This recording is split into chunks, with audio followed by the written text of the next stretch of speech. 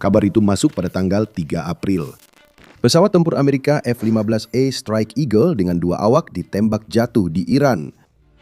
Rekaman puing pesawat langsung beredar di media sosial. Namun pertanyaan utamanya adalah, apa yang terjadi pada awak pesawat? Seorang pilot dan perwira sistem persenjataan WSO masih hilang. Mereka melontarkan diri sebelum jatuh dan kini bersembunyi di Iran belum tertangkap. Tak seorang pun boleh ditinggalkan. Amerika Serikat mengambil keputusan, misi penyelamatan paling epik dalam sejarah harus dijalankan. Ini sungguh gila dan mustahil. Amerika Serikat melakukannya. Berikut ceritanya. Berdarah hebat akibat luka-lukanya, WSO F-15 itu merangkak dan menyeret diri. Dia tahu harus naik ke tempat tinggi agar perangkat komunikasinya memancarkan sinyal optimal dan dia bisa ditemukan rekan-rekannya. Gunung terjal menghalangi jalannya, tapi tak menghentikannya. WSO itu mengutuk nasibnya. Kekacauan saat keluar dari pesawat membuatnya terpisah dari pilotnya oleh bermil-mil medan Iran yang sulit.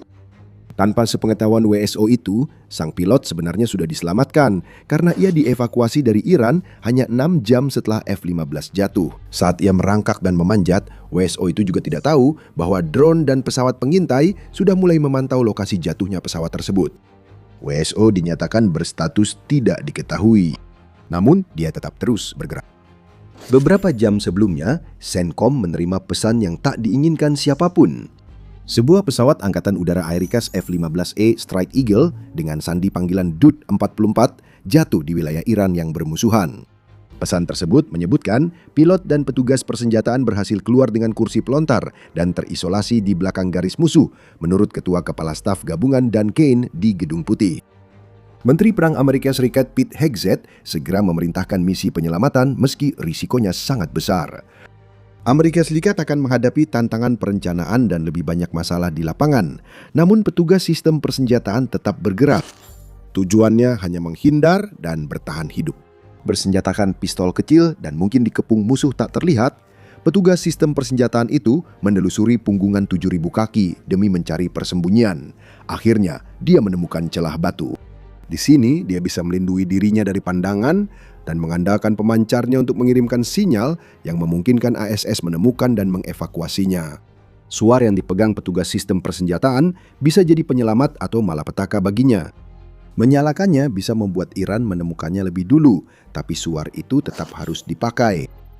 Tanpa itu, evakuasi tak mungkin, jadi petugas sistem persenjataan sesekali menyalakan suar sambil bersembunyi di celah yang ditemukan.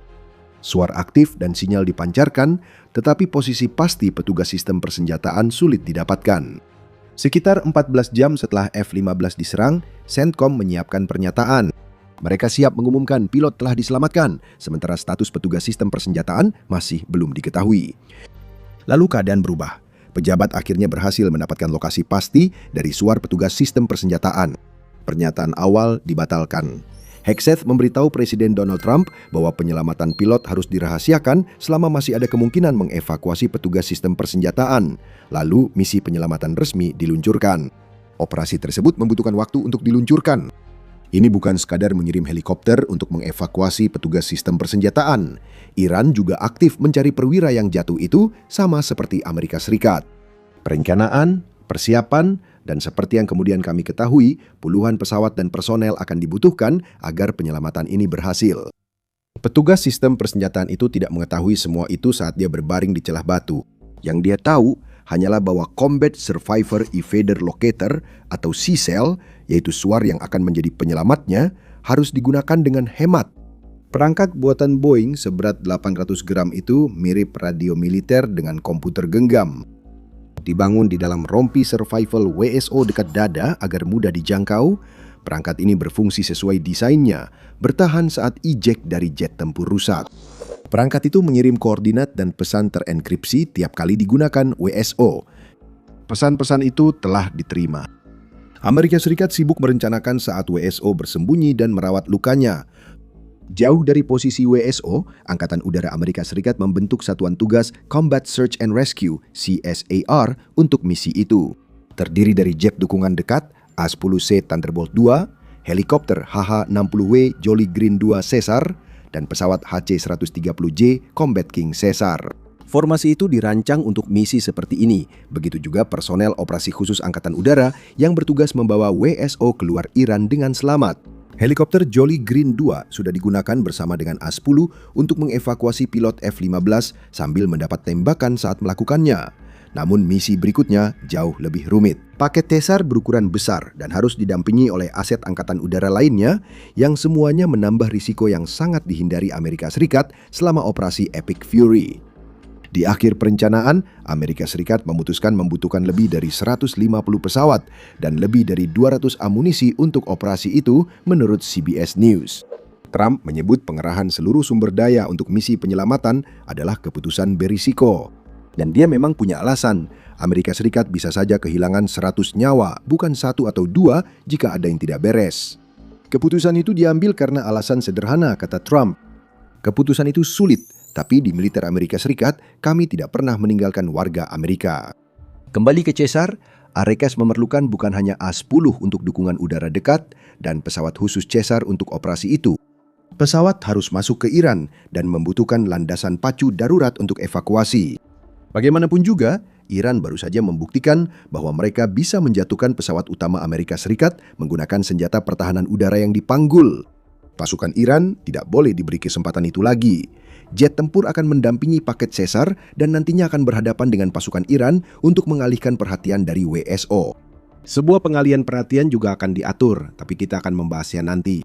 Sementara itu, ketika Airikas menyiapkan operasi Caesar, pasukan darat Iran sedang menyisir pegunungan dan medan berat di sekitar lokasi jatuhnya F-15. Mereka ingin menangkap WSO, pilotnya, atau keduanya. Kemenangan propaganda saja sudah akan sangat besar, karena salah satu dari mereka bisa dipertontonkan di televisi Iran sebagai contoh bahwa meskipun memiliki kekuatan militer besar, militer Amerika Serikat gagal melindungi tentaranya sendiri. Tanpa tahu pilot F-15 telah diselamatkan, rezim Iran menawarkan hadiah sekitar $50.000 bagi siapa saja yang menemukan pilot atau WSO itu hidup-hidup. Hal itu membuat warga sipil bersenjata ikut dalam pencarian menurut laporan BBC. Jaring pencarian pihak Iran pun telah terbentuk.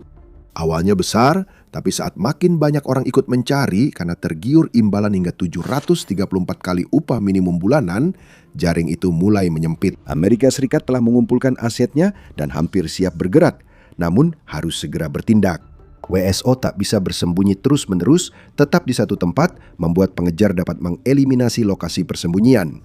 Namun saat semua ini terjadi, kelompok lain juga memainkan perannya dalam misi yang akan datang. Hal itu saja sudah mengubah segalanya bagi WSO. Sebelum membahas lebih jauh, ini pengingat bahwa Anda menonton The Military Show. Kami sajikan info lengkap, bukan sekedar berita utama. Tekan subscribe untuk update terbaru. Bukan hanya Combat Survivor Evader Locator yang menunjukkan kepada militer AS area tempat mereka perlu mencari WSO yang terdampar. CIA juga terlibat langsung, seperti yang diungkapkan oleh direkturnya, John Radcliffe. Dia mengatakan kepada jurnalis bahwa CIA punya kemampuan unik yang bisa digunakan Presiden Amerika kapan saja. Beberapa kemampuan ini termasuk dalam kewenangan aksi rahasia. Karena rahasia benar-benar harus dijaga, saya tak bisa memberitahu semua yang ingin Anda ketahui, kata Radcliffe.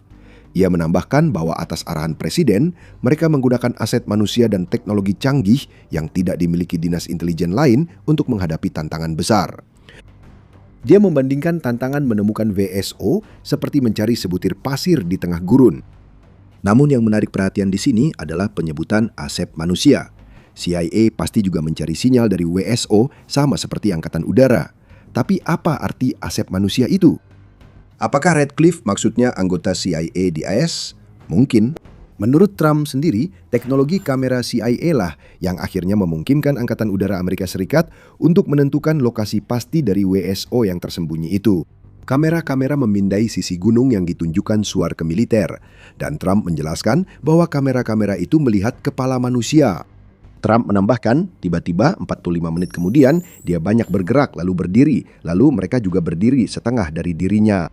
Itu benar-benar awal dari sesuatu yang luar biasa. Kami tidak tahu pasti di mana dia, hanya gunung besar itu. Posisi perkiraan WSO telah diketahui sampai titik ini. Dengan bantuan CIA, Anipistrete sekarang tahu persis di mana WSO bersembunyi. Iran belum memiliki informasi itu, jadi Aerekas memiliki keunggulan. Namun masih ada pekerjaan yang harus dilakukan dan tantangan yang harus dihadapi sebelum WSO akhirnya bisa dievakuasi. Sebelum penyelamatan bisa dilakukan, AS harus mendirikan FARP. FARP adalah titik pengisian bahan bakar dan senjata di garis depan yang harus ditempatkan jauh di wilayah musuh dan diamankan dari serangan Iran. FARP sangat penting sebagai area persiapan seluruh misi, termasuk peralatan dan personel Amerika Serikat untuk penyelamatan. Tim taktis khusus Angkatan Udara telah mensurvei dan mengidentifikasi sejumlah landasan pacu dan lapangan terbang di Iran yang dapat digunakan sebagai tempat pendaratan dan zona penerjunan untuk misi semacam ini. Pekerjaan itu sudah dilakukan sejak awal operasi Epic Fury dan mungkin sebelumnya, ungkap mantan personel skuadron taktis khusus Kyle Ramfer kepada The War Zone. Ramfer menambahkan, prioritas utamanya adalah mencari landasan udara untuk 2 MC-130J Komando 2 yang akan dipakai dalam evakuasi. Landasan kecil yang biasa digunakan oleh pesawat penyemprot tanaman sebenarnya sudah lebih dari cukup dari segi ukuran, tetapi AS juga harus mempertimbangkan kondisi medan. Tanah lunak tak dapat menahan pendaratan berulang untuk misi ini, dan cuaca baru-baru ini mungkin telah mengikisnya sehingga tak lagi bisa dipakai. Masalah itu jadi perhatian utama. Namun, saat ini Amerika Serikat fokus membangun kekuatan dengan 155 pesawat. Trump menyebut kekuatan ini terdiri dari 64 jet tempur, 48 pesawat tanker, 13 pesawat penyelamat, dan lainnya. Selain itu, daftar itu mencakup 4 pesawat pengebom. Tunggu. Ini misi penyelamatan. Kenapa Amerika Serikat butuh pesawat pengebom jika tujuannya menyelamatkan WSO dengan aman? Ada 2 jawabannya, yaitu pengelabuan dan pelumpuhan. Saat Amerika Serikat meluncurkan misinya, bom besar menjadi bagian utama operasi penyelamatan. The Wall Street Journal melaporkan pembom Amerika Serikat menjatuhkan sekitar 100 amunisi masing-masing 2.000 pon di jalan menuju lokasi penyelamatan. Jalan-jalan yang rusak mencegah pasukan darat Iran membawa kendaraan ke lokasi WSO, sehingga menghilangkan ancaman lain. Namun, aset-aset ini dan banyak lainnya yang dikumpulkan Amerika Serikat juga digunakan untuk operasi selain penyelamatan. Tipu daya adalah strategi utamanya menurut Trump. Kami ingin mereka mengira dia di lokasi lain, karena di sana ada kekuatan militer besar dan ribuan orang yang mencari. Kami ingin mereka mencari di area lain, jelas Trump. Logikanya di sini sederhana. Setiap serangan Amerika yang menggunakan kekuatan yang telah mereka kumpulkan akan cukup untuk meyakinkan pasukan darat Iran bahwa mereka perlu memeriksa lokasi di mana serangan itu terjadi. Tentu saja, dia benar-benar membom jalan-jalan yang menuju ke lokasi tempat WSO berada, tetapi bom-bom di tempat lain memaksa Iran untuk membagi pasukannya. Kepungan yang sebelumnya menyempit di sekitar WSO pun menjadi lebih longgar. Trump mengatakan setelah misi penyelamatan selesai, terjadi kebingungan terkoordinasi selama operasi ini. Secara keseluruhan, AS menyerang 7 lokasi berbeda, memaksa Iran untuk mencari di lokasi-lokasi tempat mereka tidak akan pernah menemukan target yang mereka cari. Sementara semua ini terjadi, CIA juga mengerahkan lebih banyak asetnya, kali ini langsung di daratan Iran. Kabar pun disebarkan bahwa kru F-15 sudah ditemukan. Ini adalah upaya yang jelas untuk meyakinkan beberapa pemburu bayaran Iran bahwa melanjutkan pencarian mereka sia-sia. Mereka tidak akan menemukan apapun. Uangnya tidak akan menjadi milik mereka, jadi lebih baik mereka menyerah. Namun, lokasi yang paling penting dari semuanya adalah wilayah tengah Provinsi Isfahan. Sekitar 20 km atau 12,4 mil dari landasan udara sementara yang dibuat oleh AIS-AS, kini kawah-kawah dapat terlihat dari udara. Gambar satelit memperlihatkan puluhan kawah berdiameter sekitar 30 kaki, berjajar di jalan menuju titik ekstraksi. Selain itu, gambar satelit ini juga menunjukkan lokasi hanya beberapa mil dari landasan udara terpencil, tempat lebih banyak pesawat Amerika rusak. Apakah Iran yang menyerang pesawat itu? Bukan, justru Amerika Serikat sendiri, dengan alasan kendala yang telah disebutkan. Saat serangan bom berlangsung, AS berhasil mengirim pasukan khusus mengevakuasi WSO yang jatuh. BBC melaporkan bahwa pasukan khusus ini adalah Navy SEALs Elite yang diterjunkan ke lokasi WSO dan kemudian diterbangkan kembali ke landasan pacu darurat yang telah didirikan di luar wilayah tengah Provinsi Isfahan. Disinilah masalah medan muncul ke permukaan. Pangkalan terpencil tersebut menampung sepasang pesawat angkut militer yang kemudian diungkap oleh Iran sebagai pesawat C-130. Saat para SEAL membawa WSO yang telah dievakuasi ke pesawat-pesawat tersebut, mereka mendapati bahwa pesawat-pesawat itu terjebak di tanah dan tidak dapat lepas landas dari pangkalan. Ini jadi masalah. Kini terdampar, para SEAL harus membuat pilihan sulit karena pesawat C-130 yang seharusnya jadi alat pelarian tidak berguna. Pesawat-pesawat itu juga tidak boleh jatuh ke tangan musuh. Jadi para SEAL meledakkan pesawat-pesawat yang tadinya akan mereka gunakan. Iran kemudian mengatakan bahwa sepasang helikopter Black Hawk juga telah dihancurkan selama misi tersebut. Itu menunjukkan pesawat yang dipakai SEAL untuk evakuasi WSO. The New York Times mencatat versi berbeda, menyebut Amerika Serikat harus menghancurkan 4 helikopter operasi khusus MH-6 miliknya. Ini bukan helikopter Black Hawk, jadi kemungkinan Iran berbohong, salah soal helikopter hilang, atau AESA kehilangan lebih banyak helikopter dari yang diakui. Kami masih menunggu konfirmasi. Pesawat-pesawat itu bukan satu-satunya peralatan yang jadi korban. Seorang pilot dari salah satu A-10 terkena tembakan saat menjalankan salah satu misi penyelamatan. Kemungkinan besar saat menyelamatkan pilot yang ditemukan jauh lebih awal daripada WSO. Pilot pesawat serang itu terus bertempur melanjutkan misi dan kemudian saat keluar menerbangkan pesawatnya ke negara lain dan memutuskan bahwa pesawat itu tidak bisa didaratkan, ungkap Kane. Setelah mengetahui hal itu, pilot terbang di wilayah bersahabat, melontarkan diri dari pesawat dan berhasil diselamatkan. Sayangnya A-10 yang hancur kini menjadi korban utama dalam misi penyelamatan, bergabung dengan 2 C-130 dan helikopter. Namun yang terpenting adalah tidak ada korban jiwa dari pihak Amerika.